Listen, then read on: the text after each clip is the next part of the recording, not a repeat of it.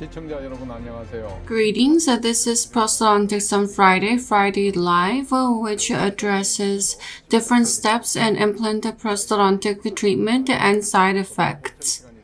As we all know, implant prosthesis in upper posterior for sinus lift patients show highest failure rate.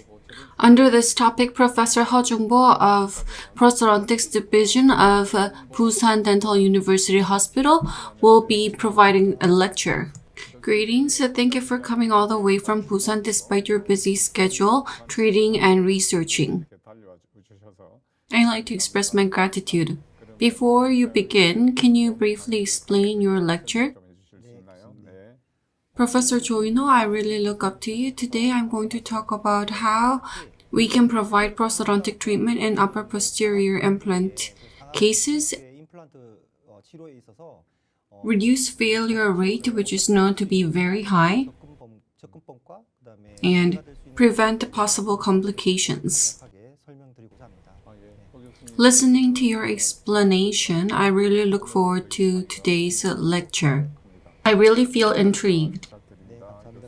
For those of you watching the program from Dental site, you can participate real-time via the chat screen, leave your questions, and solve your questions, and win your chance at getting Starbucks coffee coupons. Those who leave outstanding questions will be selected as the best question raisers and will be sent Vusen and Music Tiger dental set. Do your study on prosthodontics and win a Vusen and Music Tiger dental set, which is very cute.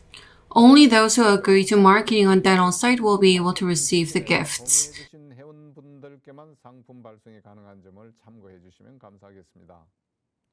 Now, I look forward to your interest and participation. Let us begin Professor Ho Jung-bo's lecture.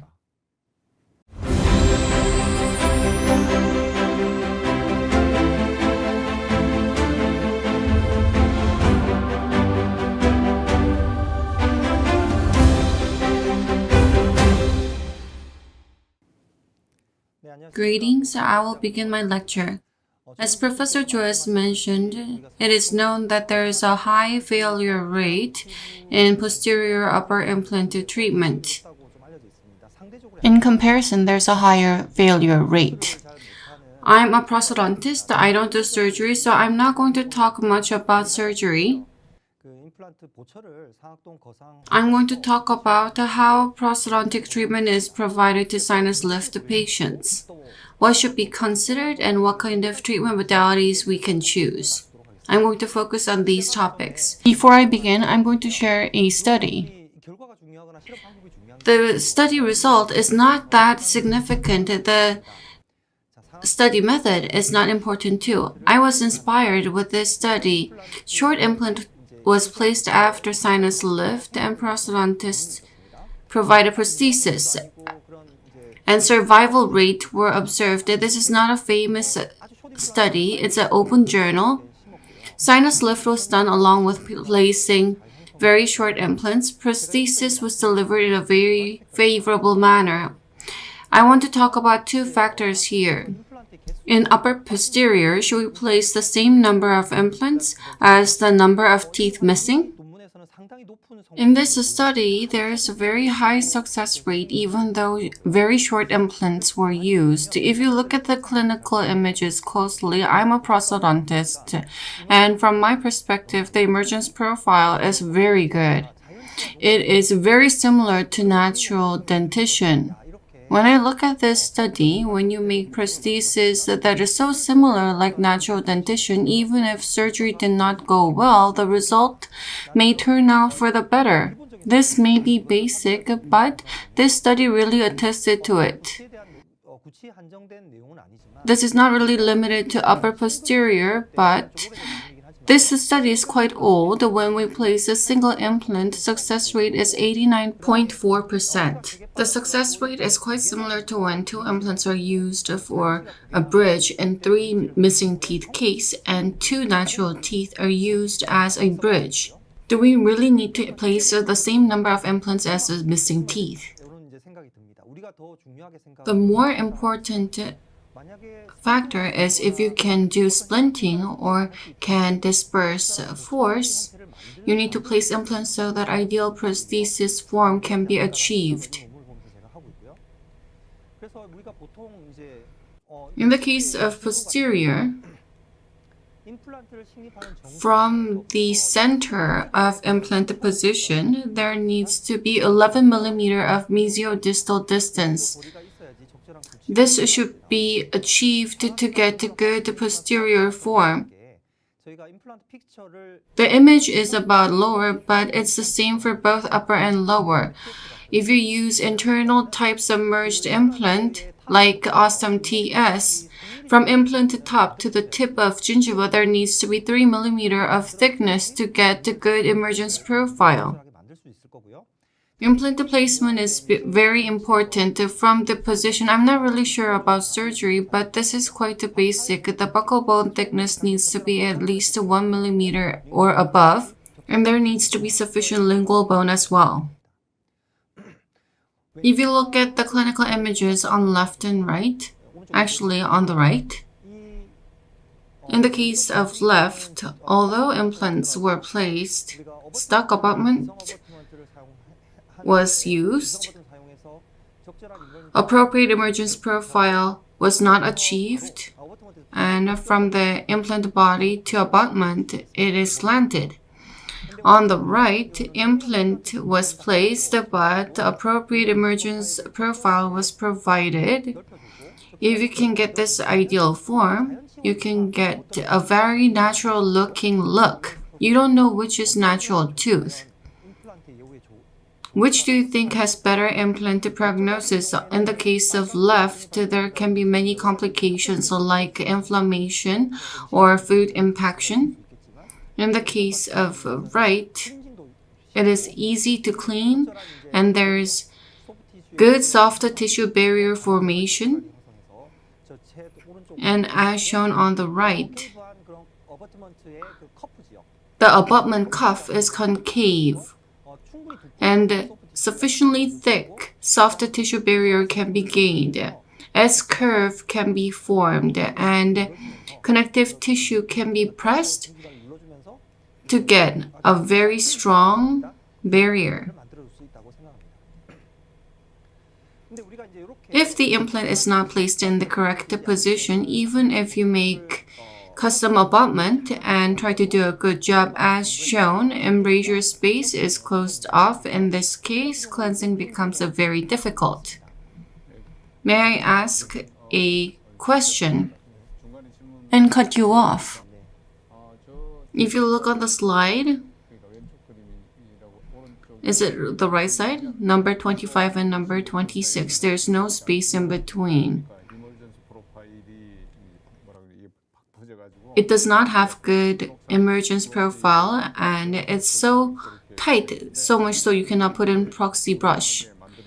In order to make that more healthy, you need to make it more elongated. In my opinion, that is the way to go. But in that case, metal of the abutment may be exposed.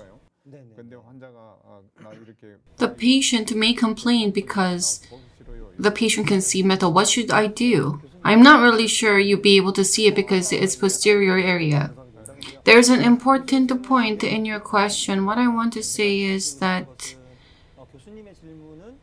it's related to the placement depths. As mentioned in the previous slide, there needs to be 3 mm of space to form ideal emergence profile. If it is placed too shallow, then it can be problematic because you would have to expose metal to get appropriate cuff area.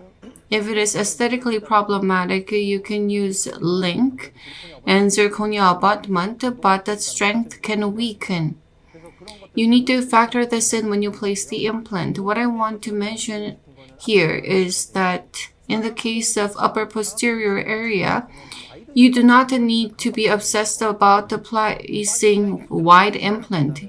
You do not need to place the same number of implants as the number of teeth missing. If you do that, implants can be placed too tight Even if you expose metal, it will not solve the problem. Implant placement depth and inter-implant space. These two factors are very important. If you place implants too close, so you need to forego one implant and secure more space. In the case of two implants, then there will be no choice, but you need to place it more deeply and you need to adjust it rather than placing just wide implants to get good soft tissue barrier. Taking this chance, I'm going to look whether there are any questions raised today. Pretty Sky, I'm going to be studying really hard. I love you. Great lecture. Thank you. ID OMSLWY. This is a topic that I'm really interested in. This is live program. ID Kung. When I do sinus lift, I wait 4 months for crestal approach and 5 months for lateral approach before I do loading. That is the way I do it. The question is, when should I do loading? There are a lot of questions on when to do loading. This can vary significantly, so it's very difficult to pinpoint an answer. To put it brief, the highest failure rate is observed in immediate loading or early loading, and there's very few studies on this. I believe doing early loading can be dangerous even if cortical bone is sufficient and the implant placement area and primary stability is good. Immediate loading should be avoided if possible. The person who asked the question mentioned 4 months. 4 months for crestal approach and 5 months for lateral approach, but I'm not sure. Depending on the amount of residual bone, the surgeon needs to make the decision, and I believe you need to wait for at least 4 months for osseointegration to progress. If you take a more conservative approach after sinus lift, you'd wait 8 to 9 months, so that'll be more conservative. These days, the quality of implant has improved significantly and the surface has changed. The waiting period has been reduced, but in my opinion, if you have done bone graft, in the site where bone graft is done, this is not a normal bone. For bone formation to occur, it takes time. With time, there is strength and hardness. I believe you need to wait at least 6 months. In the case of sinus lift, if you do lateral approach, periodontists and maxillofacial surgeons at my hospital also recommend providing prosthesis after 6 months, and if I look at studies, they always say you need to wait over 4 months. Thank you for your answer. So we're going to proceed with your lecture and receive further questions. How much embrasure space is necessary? There's no reference. How much embrasure space is necessary for implant? We need to look for answer in natural dentition. Professor Oh Sang-sun has published this paper analyzing natural teeth. I looked at this and realized that in the end, implanted prosthesis need to imitate the prosthesis of natural teeth. In terms of embrasure space in the posterior, I think 2 mm should be appropriate. 2 mm at C-junction. Custom abutment is placed and in the margin which becomes the prosthesis, there needs to be at least 1.5 to 2 mm of space. I'm going to share a case. I'm at a university hospital, so I see a lot of extensive cases, and it's very difficult to get such ideal position. A certain company introduced guided surgery 11 years ago, and it was my first demo. It was very impressive for me, and I did a digital diagnosis and prepared guided surgery. Immediate implant placement was done after extraction. Sinus lift was done at the same time. Crestal approach was used.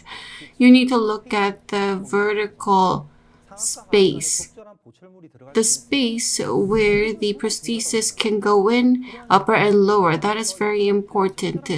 If you have placed the implant in ideal position while maintaining space, it may not be perfect. This surgery was done by myself. Although a prosthodontist did this surgery, implant was placed in ideal position and vertical position was appropriate and ideal emergence profile was achieved. The patient has no major complication even though it has been 12 years. I check every 6 months. This is immediate implant placement using guided surgery after extraction. Immediate implant placement was done. Ideal temporization was provided. This was how the patient returned home because the patient needs to engage in social activity. Double scan was done to fabricate final prosthesis. As you can see, I tried to make emergence profile similar to that of natural dentition. If you have a patient going through implant treatment, there is a certain level of vertical and horizontal bone defect, so it is very difficult to place implant in ideal position, do occlusal adjustment, do T-scan.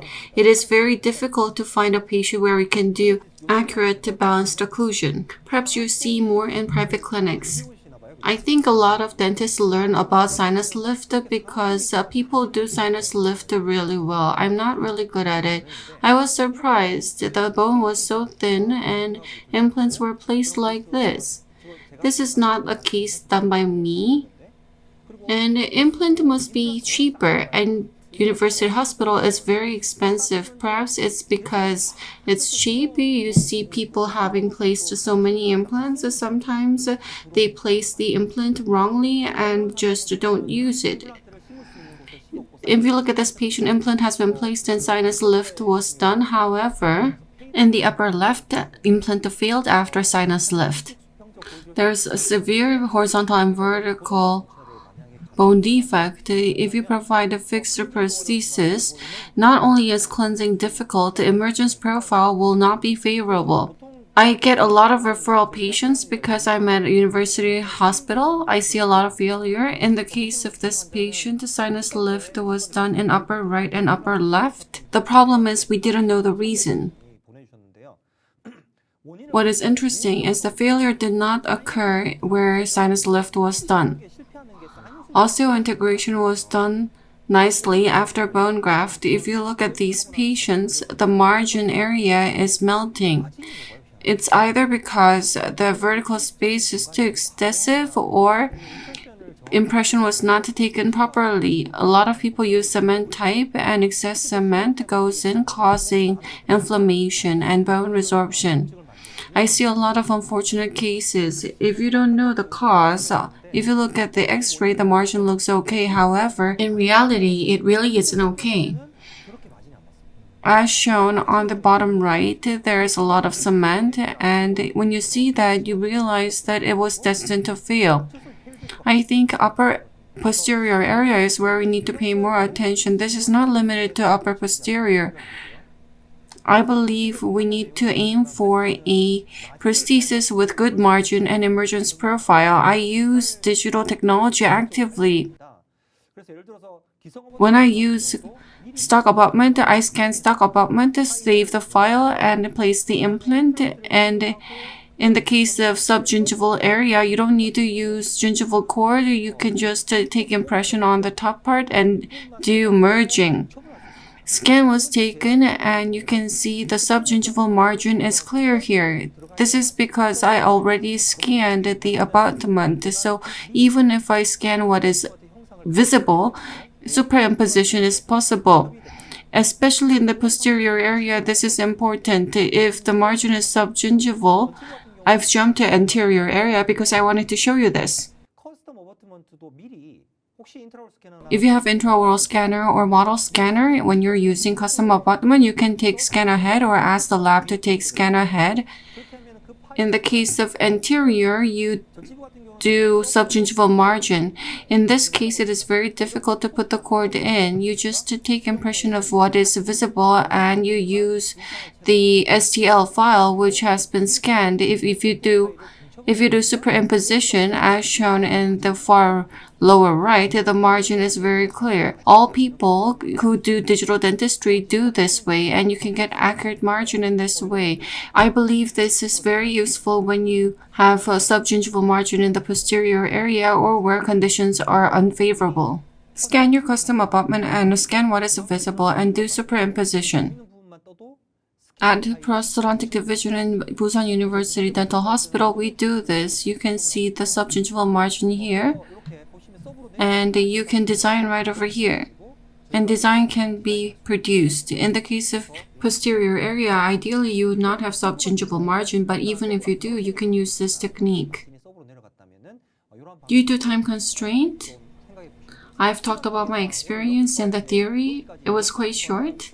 What is important is the depth and the distance between implants. I hope you pay attention to these factors. I'm going to share you this case.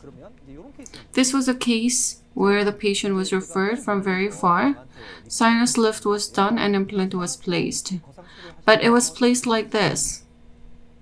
The dentist probably had no choice. I do relate because most dentists do excellent sinus lift, but they are not confident about block bone augmentation because the patient came in and implant placement was done. However, prosthesis could not be delivered and the relation with the patient deteriorated and the patient was referred to dental university. How do you provide treatment? There could be no emergence profile and cleaning is impossible. If you have to place implant in this way, or if you have placed multiple implants, but if multiple implants have failed, what kind of prosthesis can we provide in the upper? I provided a similar lecture in this topic previously. You need to utilize a vertical space. Osstem has Magic 4 system. Following this guideline, how much of gingival space is covered is defined. This paper is a very famous paper, and if vertical space is over 15 millimeter, so combining upper and lower, it'll be over 30. Would it be reasonable to just consider fixed prosthesis if it is 12 millimeter? In other words, combined if it is below 25 millimeter, what kind of compromise can we reach? We can probably make a gingival area and also enjoy the benefit of fixed prosthesis. In the case of below 10 millimeter, you need to use fixed prosthesis. As shown on the right, if the vertical space is too big, the length of prosthesis becomes longer and there can be mechanical and biological complication even if you put aside emergence profile. As shown, this is a case done by a dentist. If you look at the image, if you place implant only considering bone, and if you're just fixated on doing sinus lift, the result is unfavorable prosthesis. There's no emergence profile. I don't know if you can see the yellow crown. In this case, you need to make the gingival area in order to compensate the implant placement position. In this case, the gingival area was not covered sufficiently and there was a lot of food impaction and the patient's face looked sunken, especially in the lip area. This is not just about emergence profile. This has become an incredibly difficult case. A lot of people do All-on-X these days. You need to consider whether cleaning is possible or whether the soft tissue barrier can be formed.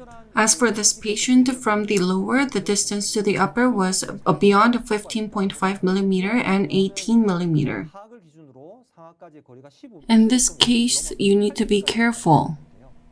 Osstem has Magic 4. When you do this, you need to consider the aesthetic factor and cover the gingiva like this.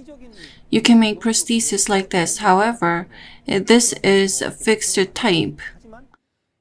Therefore, it is impossible to clean. You make emergence profile and the shape of gum, but it is impossible to clean. You need to consider this when you make prosthesis. As you can see, it has been made nicely and implant has been placed in nice position, but cleaning is impossible. There are these kind of problems. These are something that we need to work on. Today's topic is sinus lift, and I want to focus on that. When you place implant in upper posterior, there can be issues in the form of prosthesis. This is an image from my textbook. If you look over here, the role of denture base. You may be surprised because I'm talking about denture base all of a sudden. But the role of denture base as shown in the far left, if it is full denture in the lower, denture base becomes very important because it needs to support, maintain, and stabilize. You need to make it significantly wider. If you use 2 implants as shown in the middle, retention becomes key. The denture does not need to stick. The size of denture base becomes smaller compared to full denture. As shown on the right, if you place multiple implants, it becomes similar to fixed prosthesis. Therefore, the role of denture base becomes minimal. You need to make denture base as thin and small as possible, and you need to make it more aesthetic. As shown on the left, in the case of partial RPD, you need to make a wider denture base. But if you are going to place an implant and use locator or healing abutment, there's a retention factor there. The size of denture base becomes smaller. Denture base does not need to be wide. Why am I talking about removable prosthesis? You need to think of this concept when doing implant prosthesis. I've talked about similar topic in prosthodontics on Friday previously. The function of denture base area. If you provide the fixed prosthesis after placing implant, if you need to provide the denture base, the purpose would be to focus on aesthetics and to position tooth in neutral zone and to form appropriate shape of prosthesis. As you can see, if implant has been placed in correct position, especially in the upper and lower posterior area, if implant has been placed with significant vertical space, the crown becomes significantly elongated. If it becomes elongated, as Professor Cho has mentioned, there are many issues including aesthetics. For cleansing, you need to make holes there.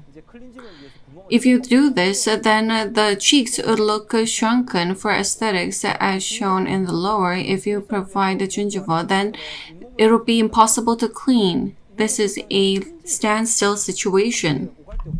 In this case, how shall we solve? Let me show you this case. Fixed prosthesis would be ideal. However, if the space is too big, if the implant is placed wrongly, what shall we do? I'm going to share another case. As shown, bilateral sinus lift was done and implant was placed like this. The vertical space is almost 17 millimeter and implant is labial versioned. Because alveolar bone itself, there's a lot of vertical and horizontal resorption. If you do fixed prosthesis like this, the patient would not be able to clean it. The patient complained of odor. Whenever the patient had food in the cervical area, there was food impaction and the cheeks looked sunken. 4 implants were placed and it was naturally to think of fixed prosthesis. I changed the design in order to improve mechanical complications and problems. If you look at the digital analysis, in the case of upper posterior, the vertical space 16 to 17 millimeter, it is too dangerous to do fixed prosthesis. I make bar. In the first 2 teeth, it was approximately 12 millimeters, so I make fixed prosthesis and I create a bar that is connected to fixed prosthesis like this. If you look at the diagram, there are implants here, 2 implants. Fixed prosthesis were provided, coping was made, and bar was connected on that. Porcelain veneer is made, and because implant is placed buccally, we need to make an ideal position with prosthesis. Attachment is connected. and zirconia prosthesis was formed. Function is basically the same as fixed prosthesis, but if the patient has difficulty in cleaning, patient can take it off and clean. You don't need to wear it as you sleep because it's made of zirconia. The function is the same. If you make it in the form like this, you can get ideal prosthesis form and aesthetic issues can be improved and cleansing problems can be resolved. In partial prosthesis, these advantage can be taken. If you look over here, if there's too much of vertical space or if there's a lot of horizontal bone resorption, if you just look at bone and do sinus lift and do implant placement, the prosthesis form can be weird. You need to include the denture base or the gingiva in the prosthesis so that the artificial tooth can be positioned in ideal position. If you look at my textbook, this is implant-assisted RPD. These kind of prosthesis, implant-assisted RPD. The connection can be solitary type attachment, bar type attachment, healing abutment. You can just provide support. A lot of dentists use a surveyed crown. If you make surveyed crown or if you provide solitary type, there's movement. Bar type does not have movement, so you can get the similar function as fixed prosthesis.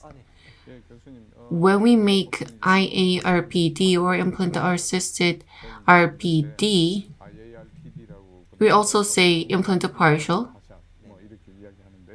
When you do sinus lift, the bone quality is going to be weak. If you look at the category, solitary type and ball type is divided.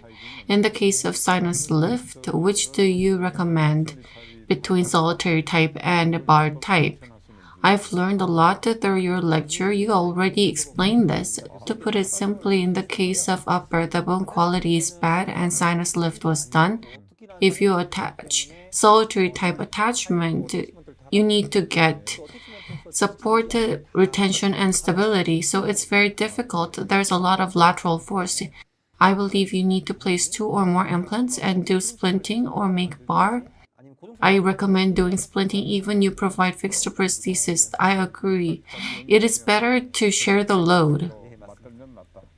Professor Ha, you are really popular today and there are so many questions. Really? Following the question before, in the case of sinus lift and implant placement, how long thereafter do you do loading? The question is pretty basic. If there is a primary stability, how fast can I do loading? The questions are all about loading. ID role when you do progressive loading, what is the indication and protocol?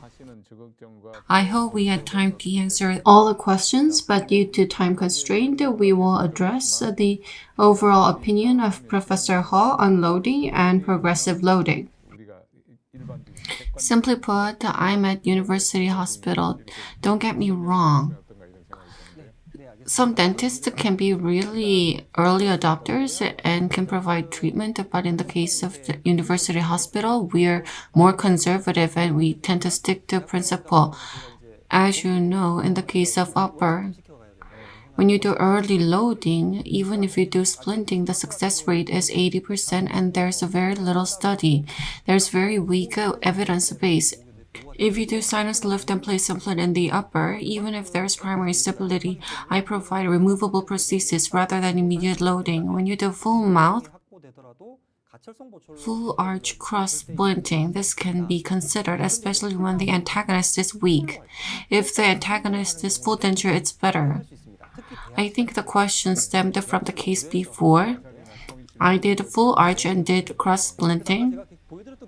Crystal sinus approach was done and residual bone was over 6 mm and I thought it was okay.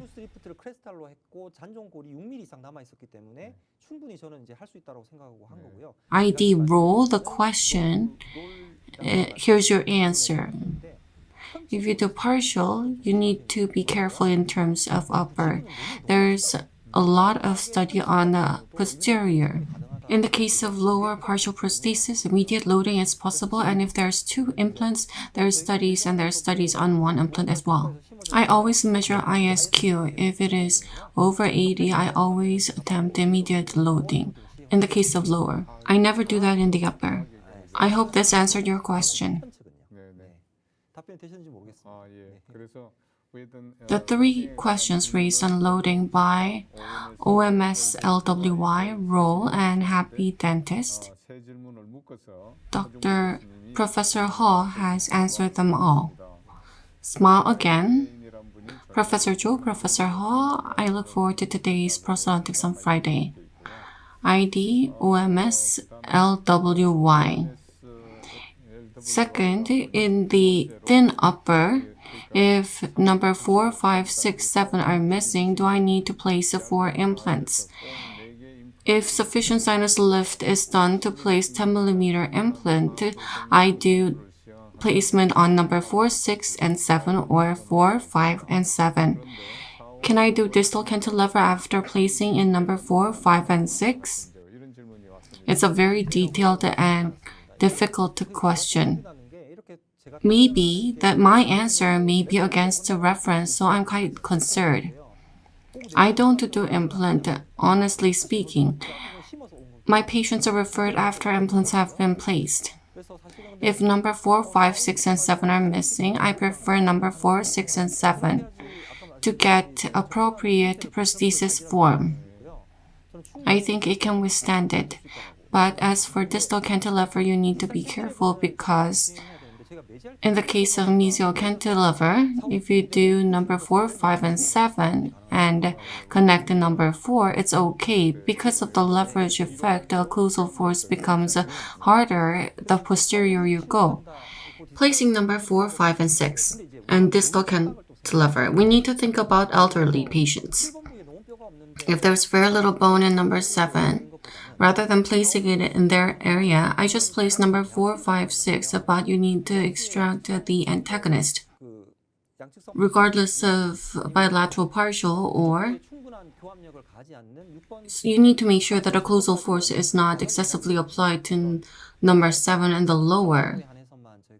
And when there's not that many natural dentition, I do it, but it is solely for patient convenience, but epidemiologically it's not perfect. If you do distal cantilever, you need to educate the patient very well. No matter how nice of a prosthesis you provide, if the patient uses it roughly, it may not last that long. You need to tell the patient that it's an unfavorable condition and that they need to be more cautious. You need to drill that into your patients. That's right.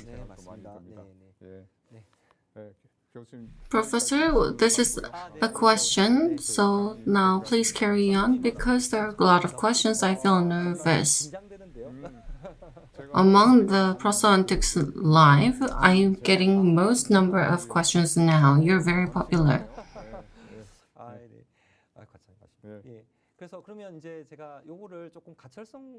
I'm going to talk about removable cases after doing sinus lift. I hope you don't get me wrong. For young patients, for those who can get implants, it is better to provide a fixed prosthesis. This patient has received the implant 10 years ago and few of them failed.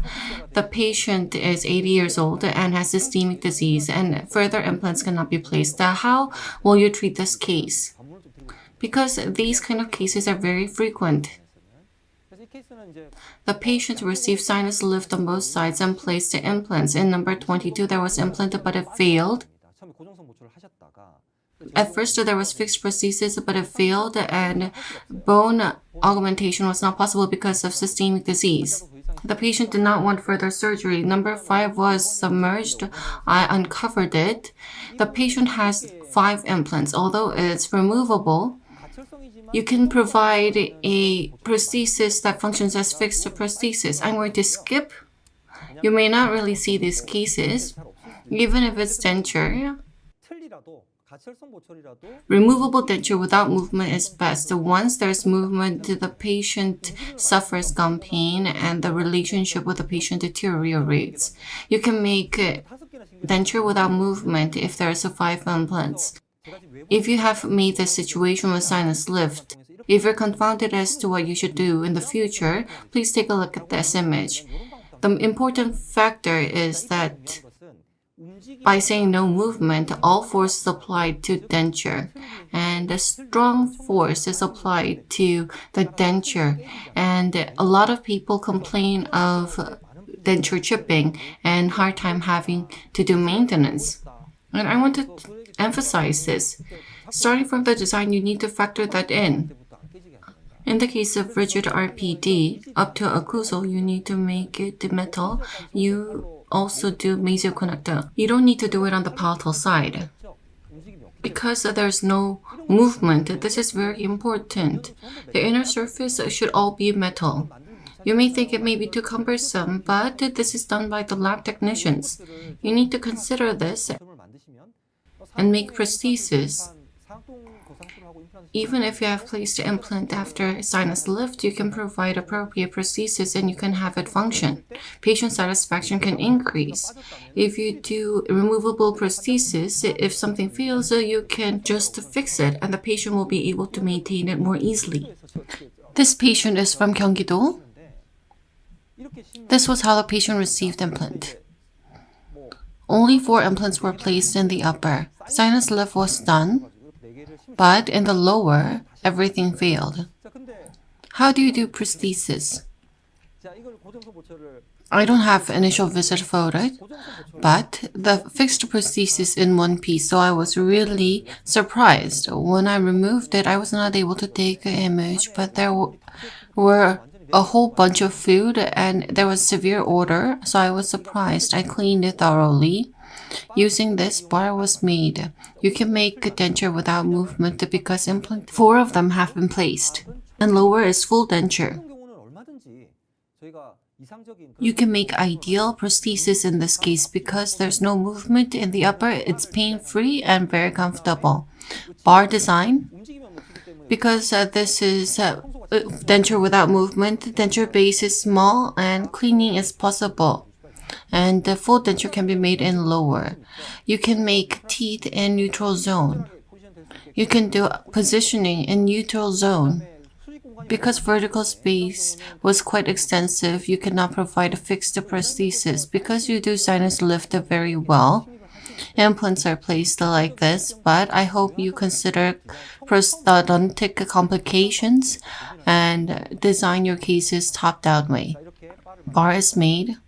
As shown, it is covered with metal. It needs to be very strong. Occlusal surface, campus line. You need to take impression of the occlusal surface. You need to have balanced bilateral occlusion. This is full denture and the ridge is in bad condition. But the upper is so strong, so in that case, it can be very painful in the lower, as if rubbed with sandpaper. The patient has a full denture. Now the patient is receiving 4 implants placed in the lower. If the patient had fixed a prosthesis, would the patient have been able to overcome that shrunken look on the lip? We need to consider various factors. This is a recent case. This was how the implants were placed. The patient had a severe distrust against the dentist. When I took photos, I was scolded. The patient badmouthed the dentist, saying the dentists only take images. If you look at the model, number 6 and 7 are placed completely wrongly, and a sinus lift was done, but the prosthesis could not be provided. I was not able to see the temporary prosthesis the patient used. The patient complained of odor and inability to clean. What shall we do? We need to make a gingiva. You need to have the patient to be able to clean. You make it in bar form.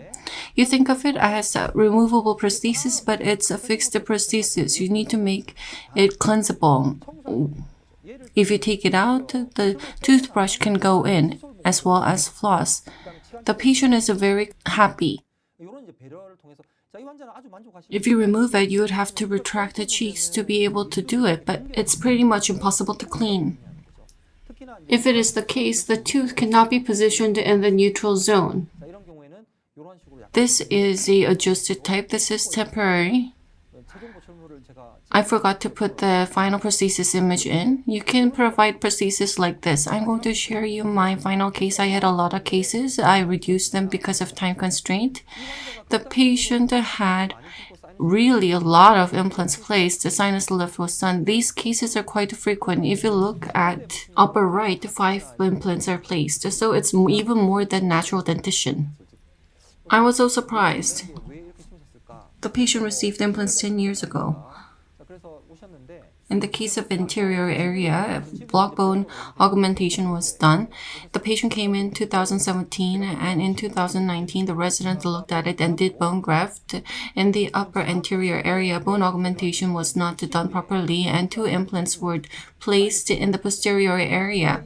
I think doing sinus lift is easy for surgeons. I don't really do surgery, so I'm not sure, but it must be easy for surgeons. So I'm not sure whether you can see this, but the bar was used in this case.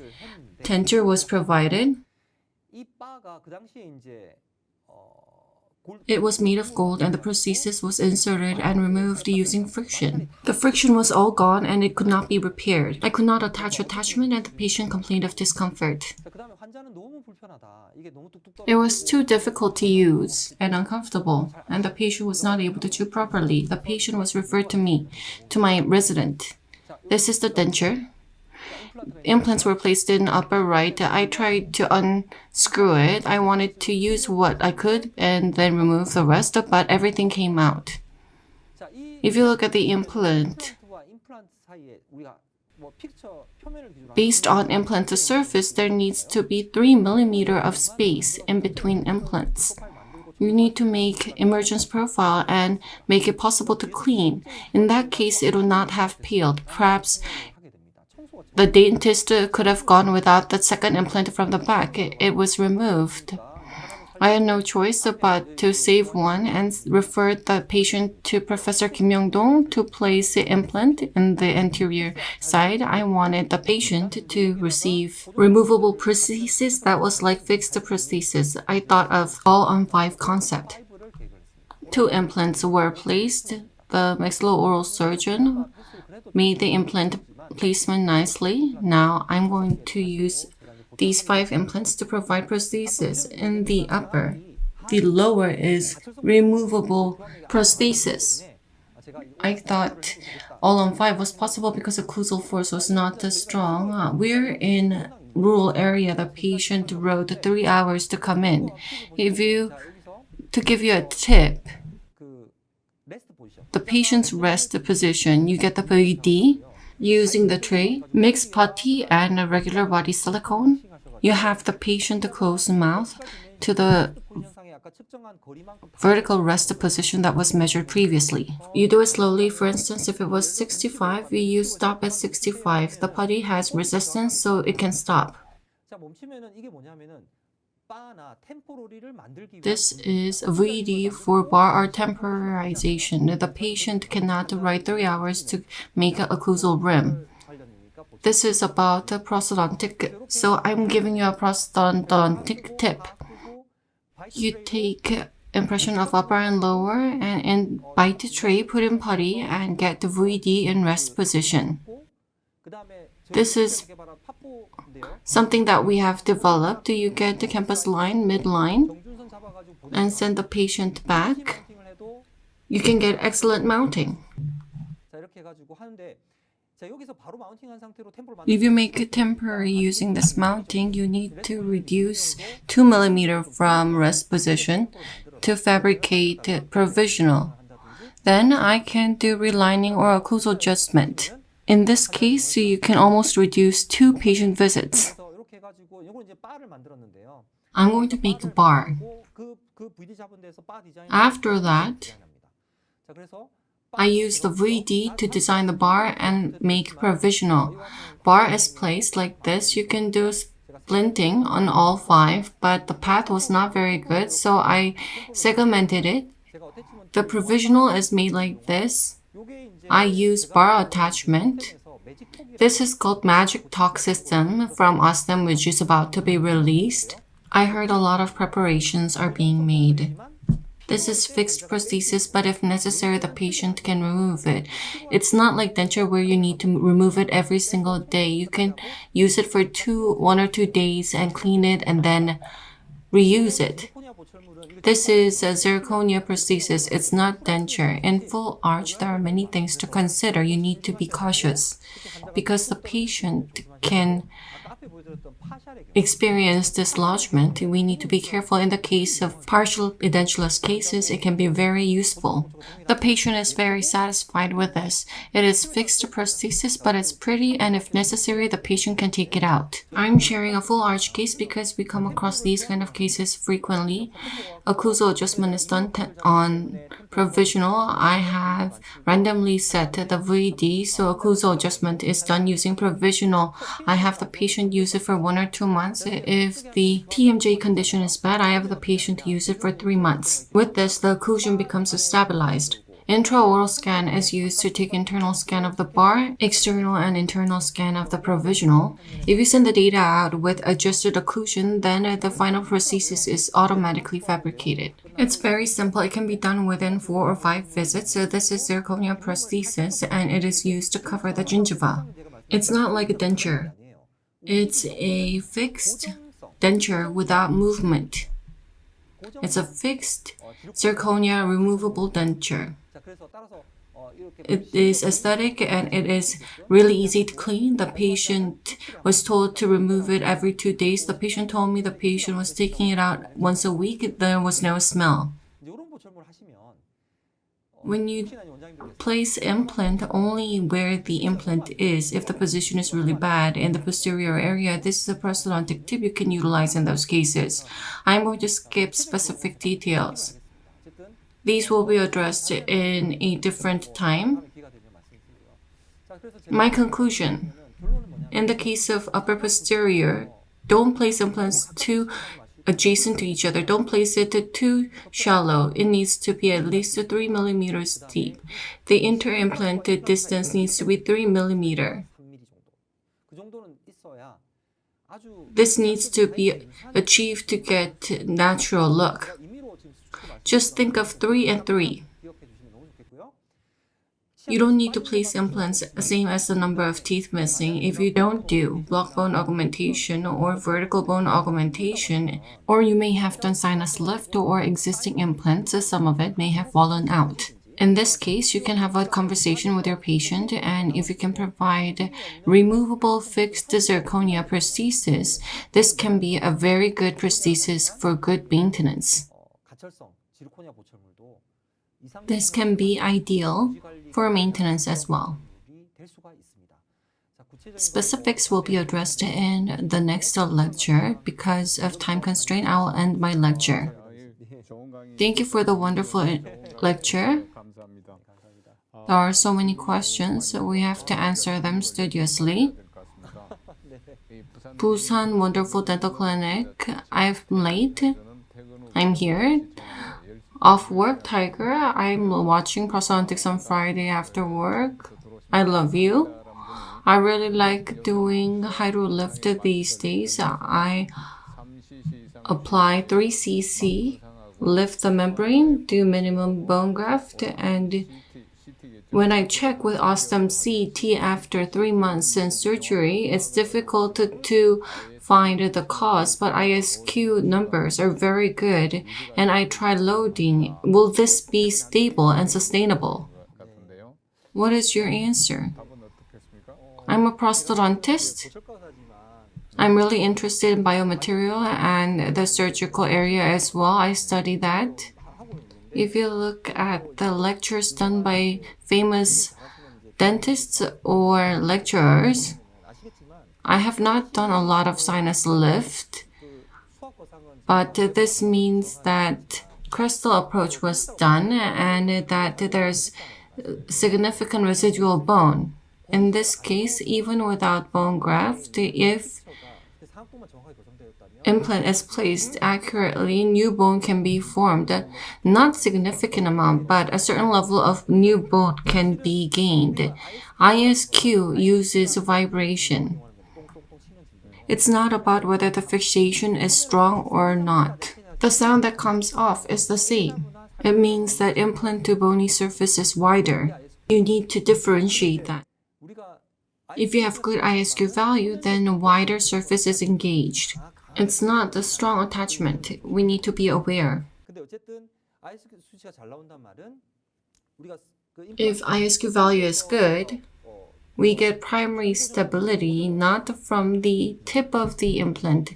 We get it from the middle or cervical area. Epidemiologically, if you apply Turk, it is focused on the superior area or cervical area. If ISQ value is good, you can see that wider area is engaged. When you do perio test, I'm not sure what the name is, you need to do that as well.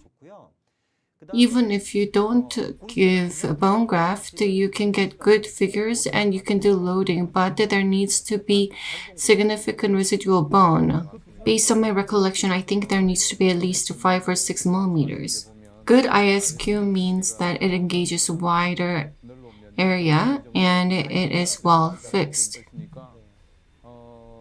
After 3 months, I think it's okay to do loading. It's not going to be major problematic. The recommendation is to do progressive loading. If you provide a final prosthesis in this time, you can have the patient to chew on softer food for a couple of months to get that progressive loading effect.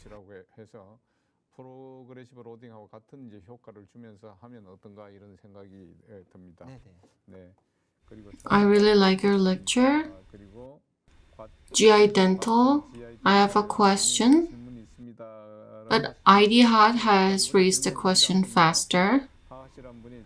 Due to bone level difference between natural teeth and implant, embrasure has been formed in significance, and the patient is complaining of food impaction. Is there any tip for design? I think you have already provided explanation.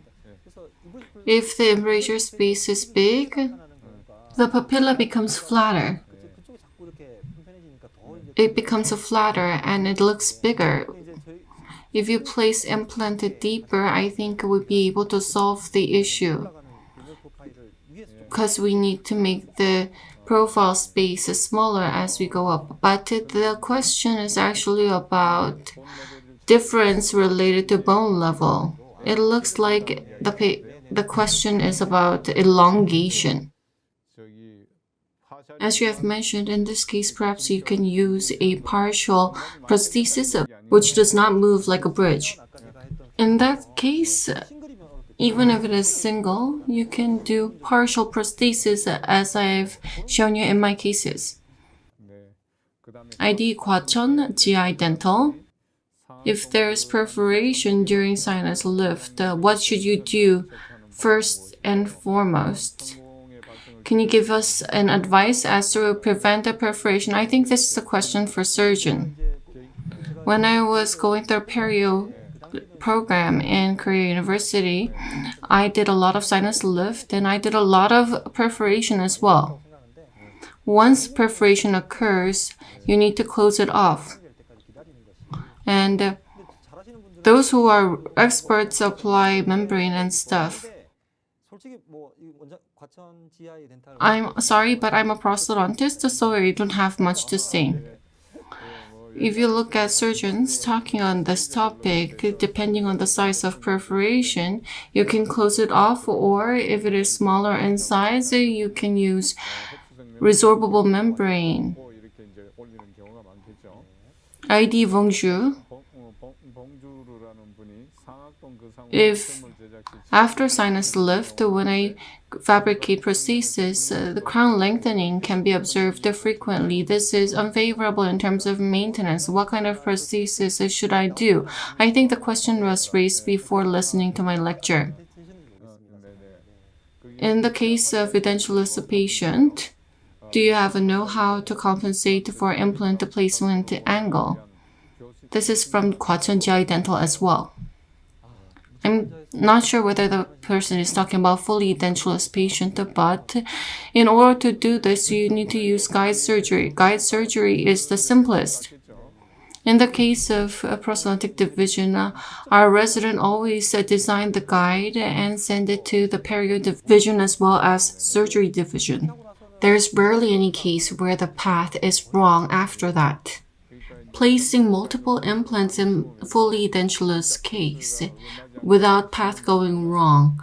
Unless you're really a guru, it's very difficult. I'm sure Professor Cho knows this better, but most people use submerged type internal connection, and it has more taper 11 degrees. So 22 degrees on both sides. If it goes beyond that, it does not go in. As a prosthodontist, I used to like external type. I have no choice but to use internal type now, but if you use external type, over 40 degrees can be overcome. If the anterior area is extremely labiovergent, I use external type in those cases. For prosthesis. In the past, external type was mainstream when I was lecturing. That came to my mind. Busan I love. I think it's your fan, Dr. Ho. In the case of sinus lift, there is a lot of interocclusal space. When you provide a fixed implant prosthesis, the length of prosthesis becomes elongated and interdental space becomes wider, leading to food impaction. In the case of molar, the patient experiences difficulty in maintaining hygiene. How can we approach this case? I think this question was raised before my lecture ended. After having listened to your lecture, I think the question would have been resolved. ID Yongyo. I don't provide provisional in the case of single case. I tighten 3 times on the day of setting to prevent sinking as much as possible. Do you believe provisional is a must-have in single case restorations? What is the biggest difference in provisional and final prosthesis? ID Yongyo. When you use provisional, you experience a sinking at times in internal connections. In the case of sinking down, personally speaking, even when you look at Osstem connection, sinking does not really occur frequently these days. Addressing sinking with provisional, rather than that, in the case of upper posterior, you can check whether posterior support can be secured. If there is any TMJ problem, the person asked about single, but with provisional, you can also see whether the emergence profile that I provided have caused a cheek or tongue biting or food impaction. I always use provisional for all patients in university hospitals and then get feedback. Provisionals are very useful. Unless the patient is in real rush, for instance, the need to go overseas, other than that, you provide provisional. With digital dentistry, if there's any discomfort while the patient uses provisional, because designs are made digitally, you can open the file and ask the lab technician to adjust it. I think provisionals are very useful in that effect. For all occlusion patients, provisionals are essential. Yeouido Miso Dental Clinic. What is the advantage of Magic 4 compared to general denture? What is the price range? If you use Magic 4, what is the satisfaction and prognosis? The Magic 4 is introduced by Denka, a US company. I was in USC in the US. USC and Denka is working on it together, and I've seen many cases. Professor Kim Tae-yoon is leading the effort. A Korean professor, yes. I've seen a lot of cases. Magic 4 is not a denture. It's a fixed prosthesis. It looks like a denture.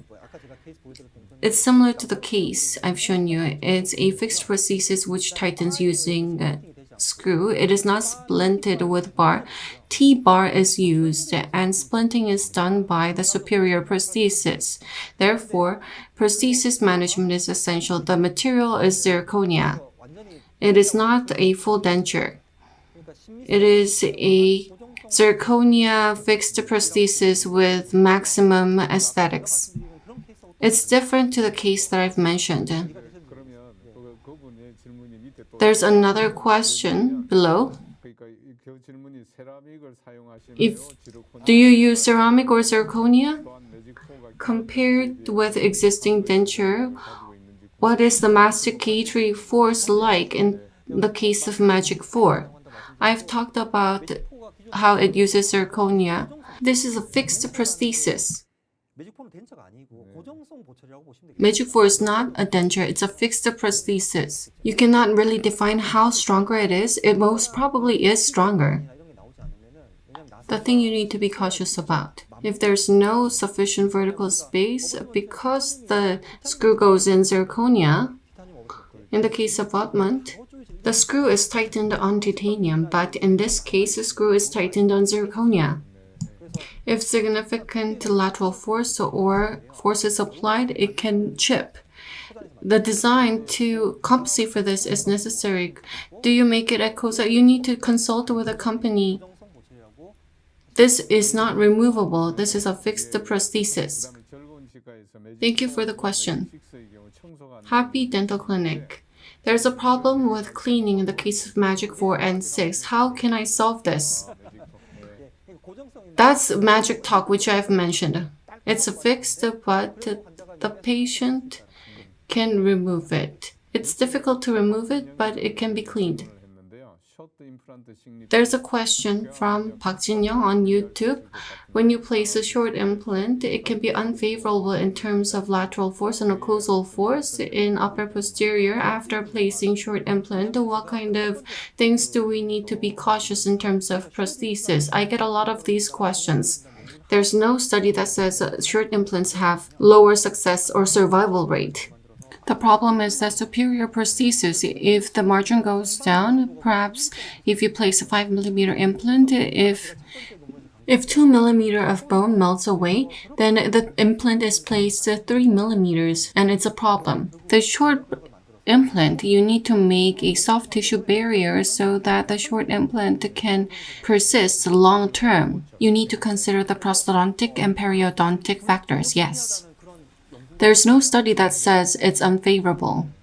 If you do a good job in forming emergence profile, making sure that the bone does not melt away in the cervical area is very important. OMSLWY, thank you for your answer. It's of great help. There are many opinions about loading, but I understand that we need to explain the principle to the patient. There are so many questions. KAZINR.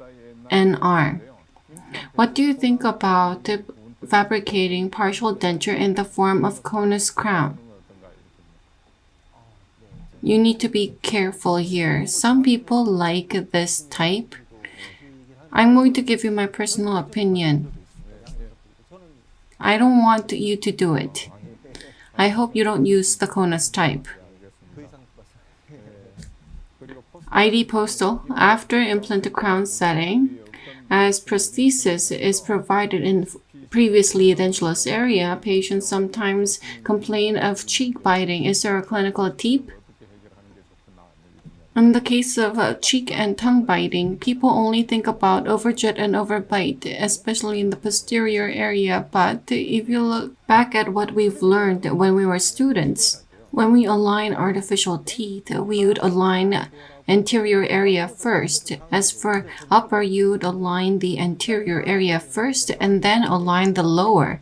And you would form a pound line focusing on retromolar pad. With the canine, if lingual cusp of prosthesis is positioned there, I believe it is within the neutral zone. If you do not factor this in and align the lower wrongly, no matter how you adjust the upper, the cheek or tongue can be bitten. I've treated this exact type of patient. The patient was referred to me from a private dental clinic. I'm going to talk about the clinical tip. You need to use a fit checker.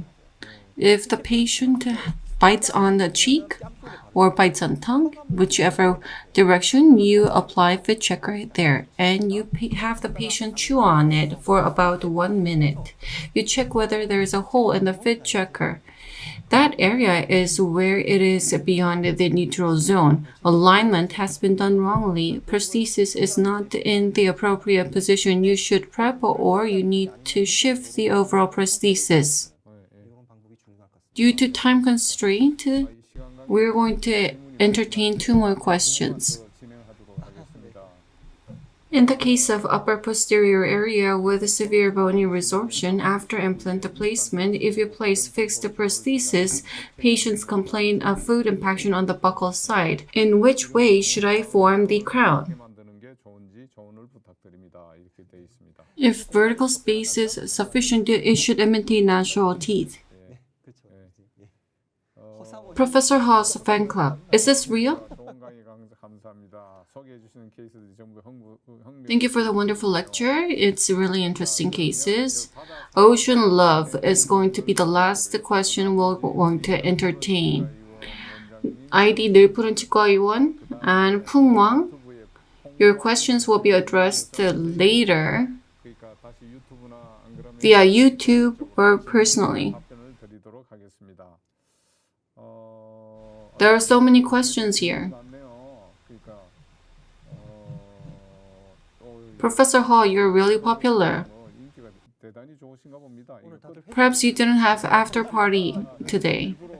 Maybe they canceled after party to listen in this lecture. The final question that will be answered today will be from ID Ocean Love. As for questions raised later, these will be individually answered.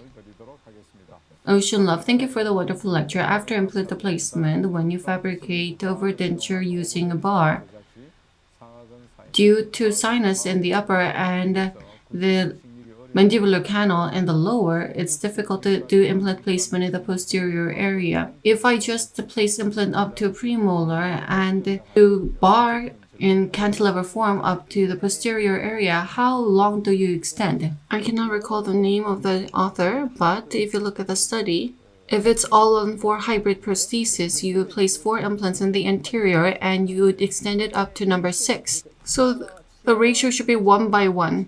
If we assume that the distance between tooth and the most distally placed implant is 1, the study says it can be extended by 1:1.5. However, this is too dangerous. You need to consider the antagonist. If the antagonist has similar form, I believe the ratio could be up to 1:1. But this is only when cross-arch splinting was done. You can do cross-arch splinting with bar as well. The ratio can be up to 1:1.5. If you do not do cross-arch splinting, I believe 1:0.5 is dangerous. You need to go below that. There is no specific reference. Finite element analysis is like that. You cannot really believe it. But generally speaking, excessive cantilever effect can be risky. Thank you. ID 늘푸른 치과. And question raised via YouTube, 풍왕. TYHHYT84, Great Joy. Mikkel, KSW1118. AAA. Professor Hall, Fan Club.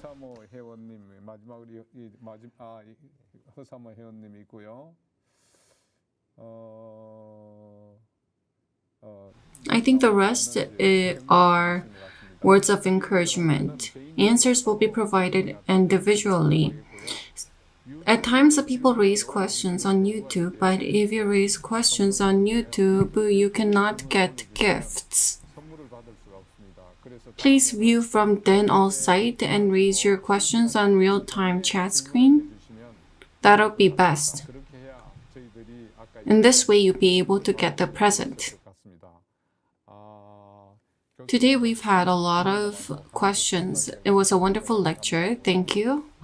I believe we need to invite you once again because there are so many questions. I would like to express my gratitude to those who have raised questions. Professor Hall, can you pick 2 out of all the questions which left a great impression? Please select 2.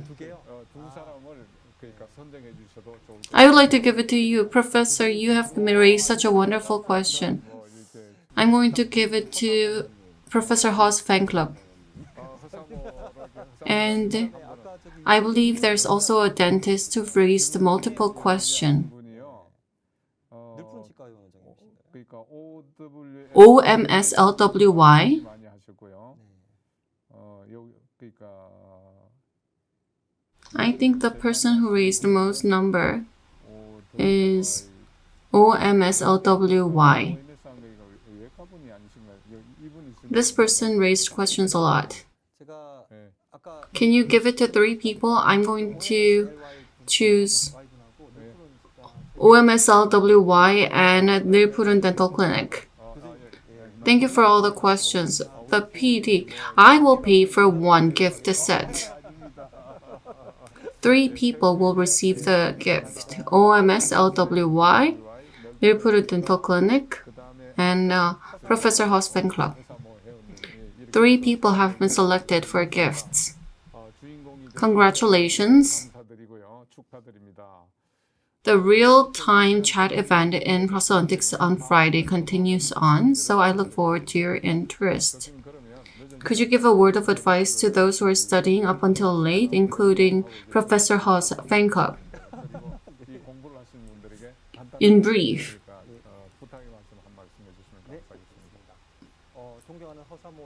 So thank you everyone. I'm not really bright on the surgical part, so if there's something wrong, I apologize for that. I've answered to the level which I'm aware of. You should not do surgery just looking at bone.